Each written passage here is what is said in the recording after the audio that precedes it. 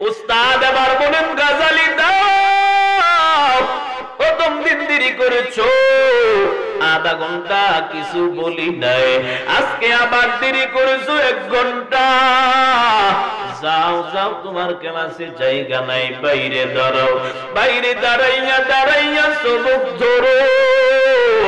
তুমি দরসে বসবা না, ক্লাসে বসবা না। গাজালি বলেন শায়েখ আমার দ্বিতীয়বারের মধ্যে ক্ষমা করে দেন, আমি আর দেরি করব না, আমি সময় মতো হাজির হব, আমার আজকের মতো ক্ষমা করে দেন। উস্তাদ এবার বলেন যাও যাও, দ্বিতীয় দিন, প্রথম দিন ক্ষমা করলাম, দ্বিতীয় দিন আজকে যাও যাও ক্ষমা করে দিলাম, ক্লাসে বসো, তবে আর আগামীকাল থেকে দেরি করবা না, আগামীকাল থেকে সময় মতো হাজির হয়ে যাবা। গাজালি বলে শায়েখ আমার টেনশন নাই, চিন্তা নাই, আগামীকাল থেকে আমার আর দেরি হবে না, আমি আর দেরি করব না। দ্বিতীয় দিনের মধ্যে ক্ষমা করে দিছেন, আর দেরি করব না। গাজালি বাড়িতে যায়, যাওয়ার পরে তৃতীয় দিন মাদ্রাসার জন্য রওনা। সময় মতো হাজির হবে এই লোককে সময় নিয়ে রওনা, কিন্তু কপাল বড় খারাপ। দ্বিতীয় দিন দেরি করেছে 1 ঘন্টা, তৃতীয় দিন দেরি করেছে 2 ঘন্টা। উস্তাদের মেজাজ ঠিক আছে নি? জোরে বলেন না। উস্তাদ বলেন গাজালি দাঁড়াও, প্রথম দিন দেরি করেছো আধা ঘন্টা, ক্ষমা করে দিলাম। দ্বিতীয় দিন দেরি করেছো 1 ঘন্টা, তাও মাফ করে দিলাম। তৃতীয় দিন ওই আগে আসবা না, না দেরি করেছো 2 ঘন্টা। ও গাজালি বাইরে দাঁড়াও, আজকে তুমি আর ক্লাসে ঢুকতে পারবে না, বাইরে দাঁড়াইয়া দাঁড়াইয়া সবক পড়ো। গাজালি চোখের পানি ফালায়, বাইরে দাঁড়াইয়া দাঁড়াইয়া পুরো ক্লাস কমপ্লিট করলেন। দরস শেষ হওয়ার পরে উস্তাদ খাস কামরায় চলে গেলেন। হুজরা ইমাম গাজালি ঢুকা দেয়, শায়েখ আমার যদি অনুমতি দেন আপনার কামরায় আমি প্রবেশ করতে চাই। উস্তাদ বলেন গাজালি আসো, আমার কামরায় ঢুকো। এবার গাজালি ঢুকে চোখের পানি ছেড়ে ছেড়ে ফুফাইয়া ফুফাইয়া কাঁদে। উস্তাদ বলেন গাজালি কেন কাঁদো? তুমি তো কাঁদার লোক না, তুমি দেখলাম প্রতিদিন ক্লাস দেরি করে করে আসো, তুমি তো দেরি করো না, তুমি তো দেরি করার ছাত্র না। ও গাজালি কেন দেরি করেছো বলো? গাজালি চোখের পানি বানায় আর বলেন উস্তাদ আমার আপনার কাছে আমার বিষয়টা শেয়ার করতে চাই। ও শায়েখ আমার, আমি প্রতিদিন সময় মতো ক্লাসের জন্য বাড়ি থেকে রওনা হয়, মাদ্রাসার দিকে যখন রওনা হয় আমি ঘর থেকে বের হইয়া যখন ওই জমিনে আমি পাটা রাখবো আমি তাকাইয়া দেখি আমার পায়ের নিচে কে যেন কি বিছাইয়া দেয়। সুবহানাল্লাহ কয় না রে? উস্তাদ বলেন গাজালি কি বিছাইছে, কে বিছাইছে চিনো?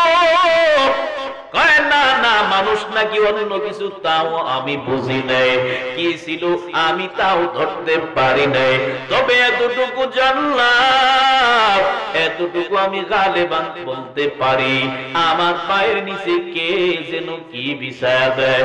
উস্তাদ এবার বোঝা দেখে দাঁড়ায়, এবার ডাক দেয় গাজালি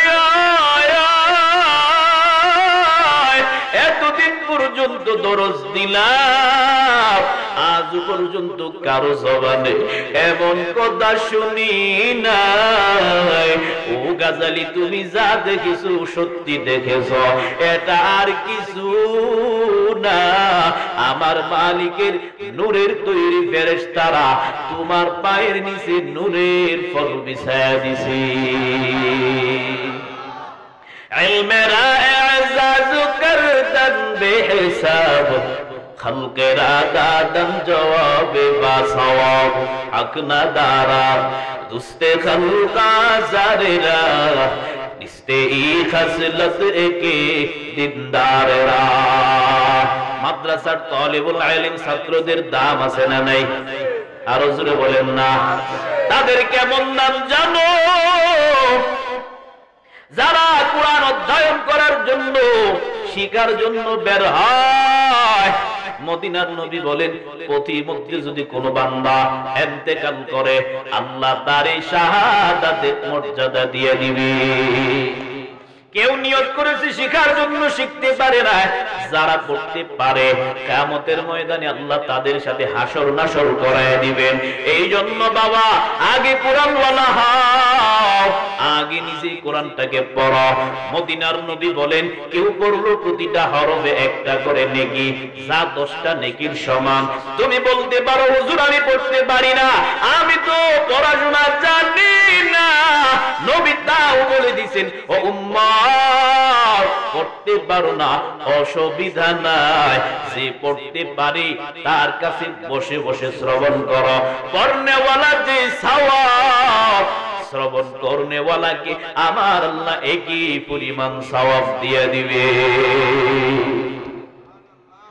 পারো না শিখার চেষ্টা করো, দৈনিক আধা ঘন্টা 1 ঘন্টা সময় দিয়ে পড়ো।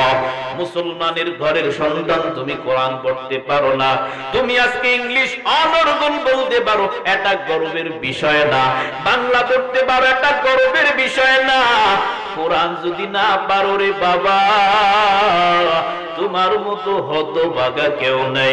আমাদের ধর্মের কিতাব, সেই কিতাবটা আস্তে আস্তে করে মুসলমানের ঘর থেকে ঐতিহ্য দূর হয়ে যাইতেছে।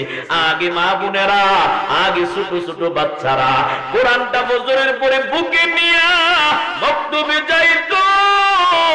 এখন আদর্শ, এখন কি বললাম, এত পরিমাণে আমরা ডিজিটাল হয়ে গেছি, আধুনিকতার ছোঁয়া এত পরিমাণে লাগছে।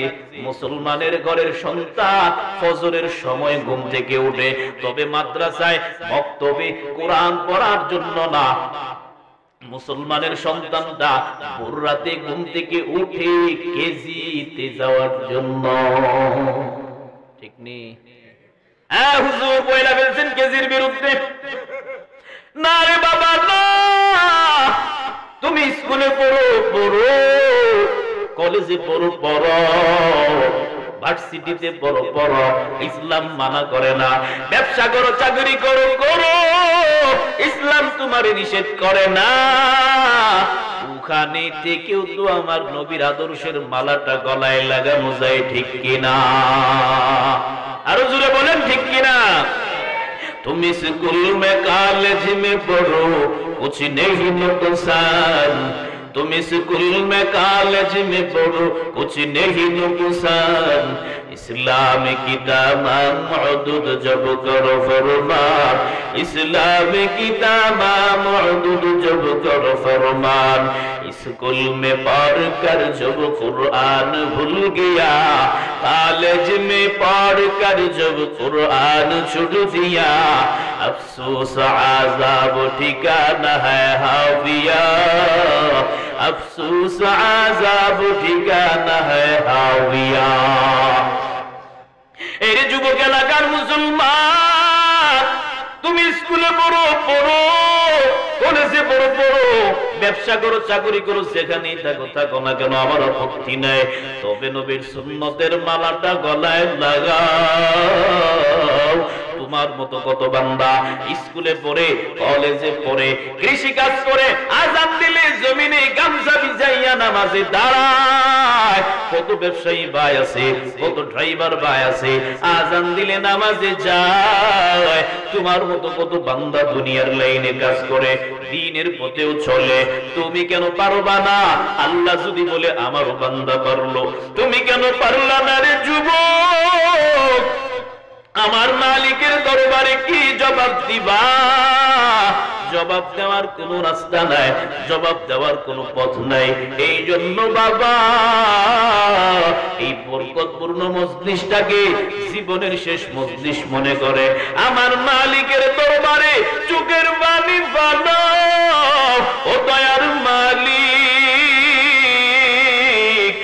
আমার মতো নাফরমান ময়দানে কেউ নেই, আমার মতো জালিম কেউ নাই, আমার মতো খারাপ কেউ নাই। সব দোষ নিজের গাড়ি নিয়া আল্লাহর কাছে যদি কাকুতি মিনতি করে, চোখের পানি কালা বালাইয়া কান্না করতে পারো, মদিনার নবী বলে কি পরিমাণে গুনাহ করেছো, কি পরিমাণে অন্যায় করেছো, আল্লাহ প্রক্ষেপ করবে না। দুই ফোঁটা পানি যদি ফালাও, ওটার বরকতে আল্লাহ তাআলা বান্দার পিছনের সব গুনাহ ক্ষমা করে দিবে।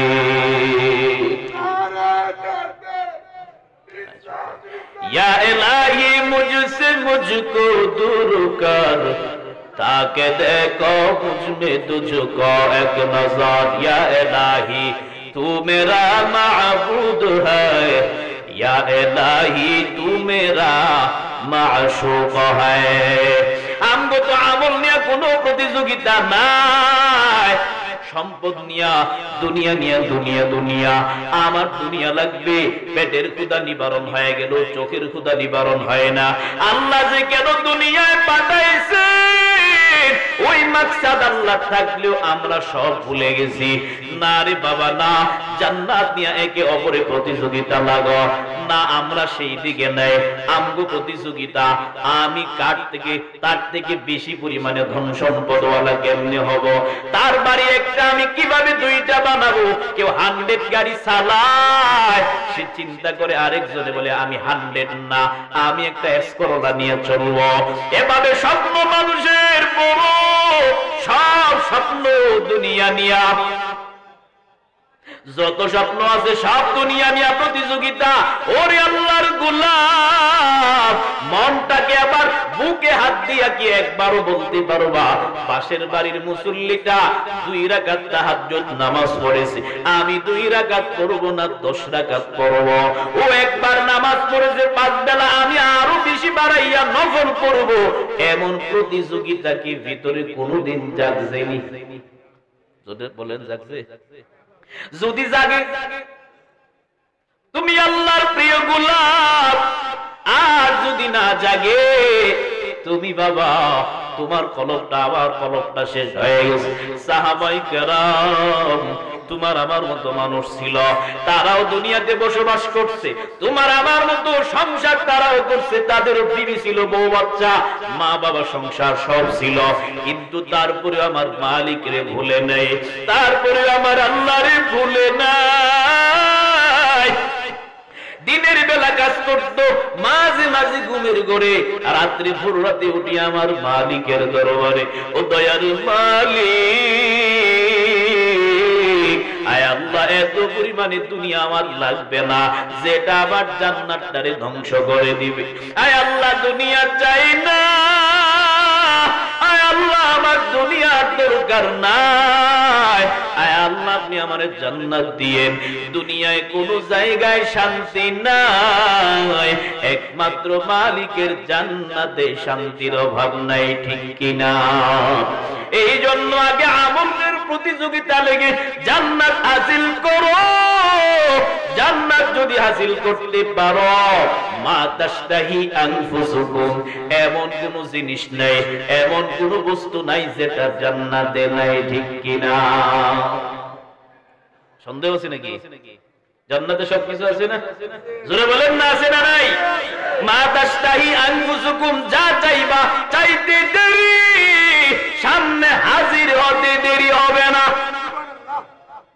আতাউল্লাহ বুখারী রাহমাতুল্লাহ আলাইহি একটা ভরপুর মজলিসে বলে জান্নাত বড় শান্তির ঘর, এমন কোন জিনিস নাই যেটা জান্নাতে পাওয়া যায় না। এক বক্ত দাঁড়ায় গেছে, ও শায়েখ, মেরে এক সওয়াল থা। কিছু পণ্ডিত আছে না সমাজে? হ্যাঁ জোরে বলেন, পণ্ডিত কিছু আছে না? ও শায়েখ, জান্নাত বড় শান্তির ঘর, জান্নাতে সব পাবো, জান্নাত মে সিগারেট মিলেগা। জান্নাতে সিগারেট পাওয়া যাবে নি? আয় বাবা চুপ করেন না।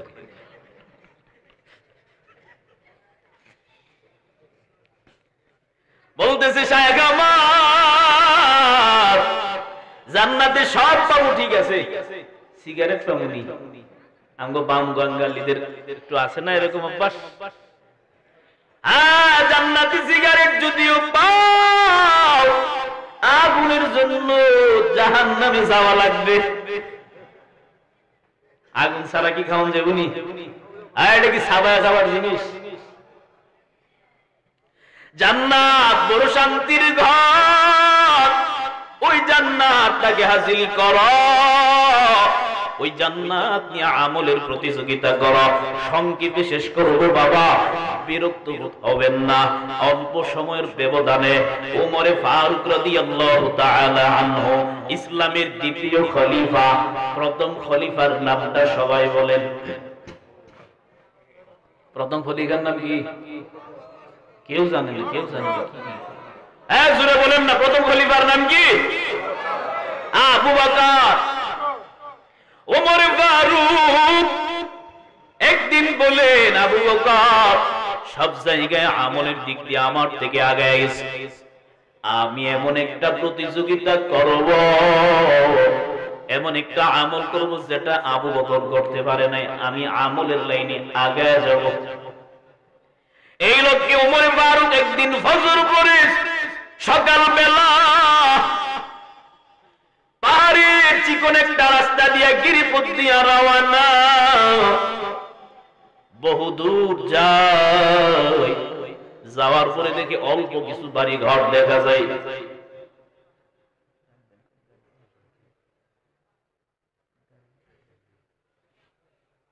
অল্প কিছু বাড়ি ঘর দেখা যায়।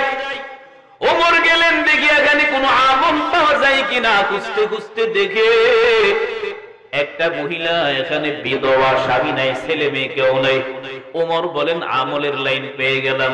ওই মহিলার কাছে যাই, ও আম্মা জান, আমি আপনার খেদমত করতে চাই, আপনার যা যা লাগে আমারে বলবেন, আমি দেব। আপনি অসহায়, আমি আপনার সহযোগিতা করার চেষ্টা করব। মহিলা জবাব দেয়, আমার খেদমতের দরকার নাই, যা ছিল তোমার আগে একজন বান্দা করে গেছে। ওমর কয়, নিজে পরিশ্রম দিয়া মাগনা কামলা খাটমো, আবার কয়েক আজকে নাকি খেদমত নাই। টাকা দিয়েই তো মুনি পাওয়া যায় না, ঠিক নেই? ওমর কয়, ঠিক আছে, ধৈর্য ধরে নিলাম। এবার ওমর বাড়িতে যায়, দ্বিতীয় দিন রওনা, আবার ওই মহিলার বাড়িতে যায়। ও মা, আমি খেদমতের জন্য চলে আসলাম। মহিলা বলেন, বাবা আমার খেদমত তেমন লাগে না, আমার রুটি বানানোর দরকার, আমার দূর থেকে পানি আনা লাগে, পানি দরকার। আমি গরিব মানুষ, আমি ছোট মানুষ, আমি বৃদ্ধা হয়ে গেছি, শক্তি নাই বাড়ি ঘর মুছার মতো, ঝাড়ু দেওয়ার মতো সামর্থ্য আমার নাই। ও বাবা, আমার বাড়ি ঘর ঝাড়ু দেওয়া হয়ে গেছে, রুটি বানানো হয়ে গেছে, কুয়া থেকে পানিও আনা হয়ে গেছে, আমার আজকেও খেদমতের দরকার নাই। বাড়ি যাই, মাগনা কাম করবো। দ্বিতীয় দিনও হয় নাই। এবার তৃতীয় দিন গেলেন, একই হালাত। আমি খেদমত করবো না, কে খেদমত করে এটা দেখবো। আল্লাহু আকবার, জোরে বলেন না। আপনাদের কথার সাইজে বোঝা যায় গত সপ্তাহখানেকের ভিতরে মনে হয় কেউ ভাত খাই নাই। পেটে দানা পানি মনে কয়দিন ধরে পড়ে না আপনাদের? পড়ছে সবার? এবার চতুর্থ দিন তাহাজ্জুদ পড়ে রওনা, মহিলার বাড়িতে আগে আগে যায়। যাওয়ার পরে মহিলা বলেন, বাবা রুটি বানানো হয়ে গেছে, ঘর পরিষ্কার হয়ে গেছে। ওমর বলেন, মা আমি আজকে আপনার খেদমতের জন্য আসি নাই, আমি আপনার খেদমত করতে পারবো না, তবে কে খেদমত করে লোকটাকে আমি দেখব। মহিলা বলেন, বাবা দাঁড়াও, যে বান্দা খেদমত করে পানি আনার জন্য বড় দূর গেছে, তুমি ওখানে দাঁড়াও, যাও, ও বান্দা আসলে দেখতে পারবা। ওমর একটা গাছের গোচরে দাঁড়াইয়া গেলেন। কিছুক্ষণ পর তাকাইয়া দেখি আল্লাহর গোলাপ চাদর মুড়ি দিয়া পানির কলস নিয়ে হাজির। ওমর ডাক দেয়, কে তুমি ভাই?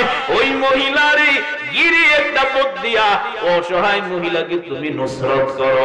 কে তুমি? ভাগ্যবান ব্যক্তি, খেদমত করো। চাদর মুড়ি দেনেওয়ালা ব্যক্তি কোনো জবাব দেয় না। ওমর আবার বলে, কে তুমি ভাই? জবাব দাও। কোনো জবাব নাই। তৃতীয়বার বললেন, কোনো জবাব নাই। এবার ওমর একটা দৌড় মারছে। দৌড় মেরে ওই যে চাদর মুড়ি দেনেওয়ালার সামনে গিয়া ওমর একটা চাদরে ধরে জোরে যখন টান মারছে, তাকাইয়া দেখি তিনি আর কেউ না, আমগো ইসলামের প্রথম খলিফা আবু বকর। সুবহানাল্লাহ। আসে না? ও ভাই আবু বকর, এমন একটা কাজ বেছে নিলাম, এরপরও আমি আপনার পিছনে পালাইতে পারলাম না। ও ভাই আবু বকর, আমি কোনদিন আর তোমার পিছনেও ফালাইতে পারবো না। নবী বলেন, ও সাহাবাইকেরাম, যুদ্ধের ময়দানের জন্য আপনারা যে যেমন পারেন হাদিয়া নিয়ে আসেন, মালসামানা নিয়ে আসেন, যে যেভাবে পারেন নুসরত করেন। সবাই যার যার সামর্থ্য অনুযায়ী নেয়। উমর তার অর্ধেক সম্পদ নিয়ে হাজির। উমর বলে, আবু বকর, এর থেকে আমি এবার মনে হয় আমলের লাইনে জিতে যাব। উমর দাঁড়ায় আছে, আবু বকর এখনো আসে নাই। বহু সময় পর তাকাইয়া দেখে নবীর সাহাবী আবু বকর একটা পুতলা বানাইয়া আস্তে আস্তে করে নবীর সামনে যায়। হাজির হয়ে গেছে, সবাই খুশি। আবু বকরের আমল এবার ছোট। এবার নবী বললেন, আবু বকর, আপনি কি নিয়ে আসলেন, কি রেখে আসলেন? আবু বকর কাঁদেন, পয়গম্বর, আমার বাড়িতে একমাত্র আল্লাহ এবং তার রাসূলকে রেখে আসছি, বাকি যা আছে সব ওই পুতলায় হাজির করে দিলাম। নবী বলেন, সবাই যা দিছো এর জাযা আমি দিতে পারবো, তবে আমার আবু বকরের বদলা আমি কোনদিন দিতে পারবো না। সাহাবায়ে কেরাম আমল নিয়ে প্রতিযোগিতা করেছে। ওই এলাকার মুসলমান, ও আল্লাহর গোলাম, ও যুবক আল্লাহর বান্দা, এখনো কি বাবা মরণের কথা স্মরণ হয় না? এখনো কি মনে ভয় না কোন দিন যেন মরণের ডাক আল্লাহ দিয়া দেয়? আজরাইল তোমার আমার সামনে কখন আসে জানা নাই। ওই দিন আসার আগে আগে বাবা নিজেকে শুধরায়া নাও, এখন থেকেই নিজেকে তৈরি করে নাও। যতদিন বাঁচবা নবীর সুন্নতকে বৃদ্ধাঙ্গুলে দেখাইবা না। আমার নবীর সুন্নতের মালাটা গলায় লাগাইয়া চলবা। আমার নবীর খাঁটি আশিক হয়ে যাওয়া।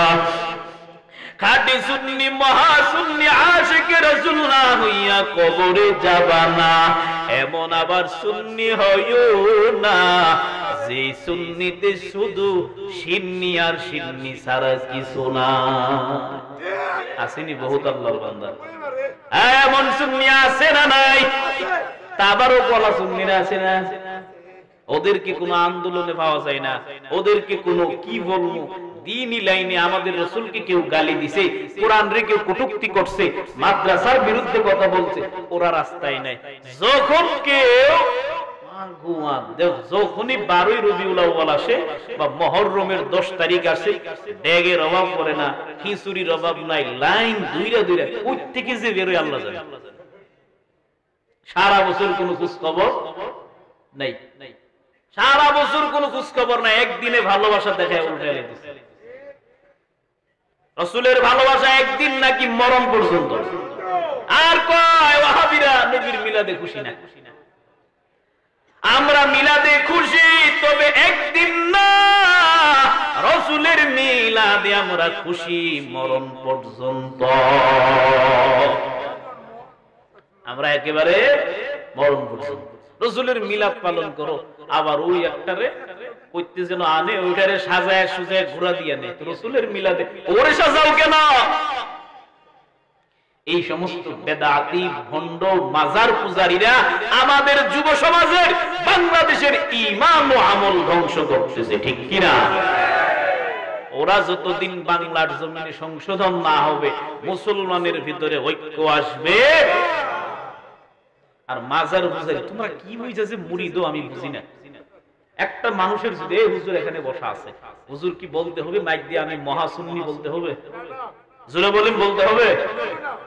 বলতে হবে না। হুজুরের লেবাস, সিরাত, সুরত এগুলোই তো প্রমাণ করে আমি নবীর একজন পাগল, ঠিক কিনা? তোমার দাড়ি নাই, টুপি নাই, লম্বা জামা নাই, নামাজ নাই, পর্দা নাই, নারী পুরুষ একত্রিত হইয়া তোমরা নাচানাচি করো, যতই মাইক দিয়া বলো মহাসুন্নি আশিকে রাসূল, না না, বাংলার তৌহিদি জনতা ভালো করে জানে তোমরা আশিক নামের বড় দান্দাবাজার বাটপার। ওই সমস্ত ভণ্ডরা আমাদের ঈমান ও আমল ধ্বংস করে, ঠিক কিনা? ভণ্ড পীরের মাজারেতে ভাই কি সব চলছে, হাই ঈমানের কি কোনো মূল্য নাই, দুঃখে মইরা যায় ভণ্ড পীরের মাজারেতে ভাই, ঠিক কিনা? বাবরি চুলে জট লেগেছে, গোসল করার নাই সময়, গাঞ্জা খাওয়ার টান দেখিয়া শয়তান দৌড়ে পালায়, ঠিক কিনা?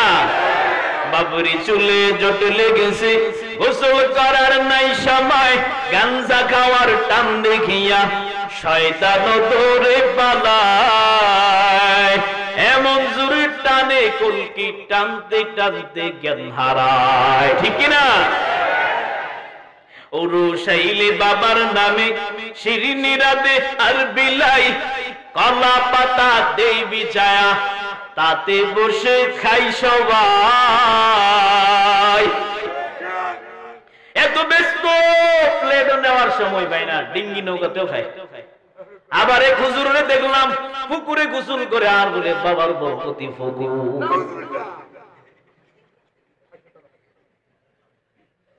আল্লাহ আমাদের হেফাজত করুন। আর হুজুরে বলেন আলহামদুলিল্লাহ। বাবা আপনি চুপ করেন,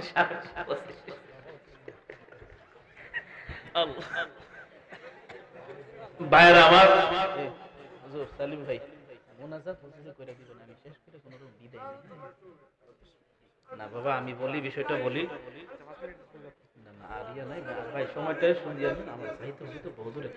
সবাই শুনেন, আলহামদুলিল্লাহ অনেক সময় আলোচনা হয়েছে, প্রায় 1 ঘন্টা 15 মিনিট, 10-15 মিনিট, ঠিক না? আলহামদুলিল্লাহ সবাই সন্তুষ্ট তো? কইতে কইতে না বইরা যায় না। আসলে ভাই আল্লাহর রাস্তায় আমি, আপনারা ক্ষমার দৃষ্টিতে দেখবেন, আমি যাবো আবার এখান থেকে জানি জানেন কতটুকু দূরে, প্রায় 14 ঘন্টা লাগবে আমার চাইতে, একেবারে বাংলাদেশের সীমান্ত টেকনাফ। গত বছর ওখানে ছিলাম, এবছরও জোরাজোরি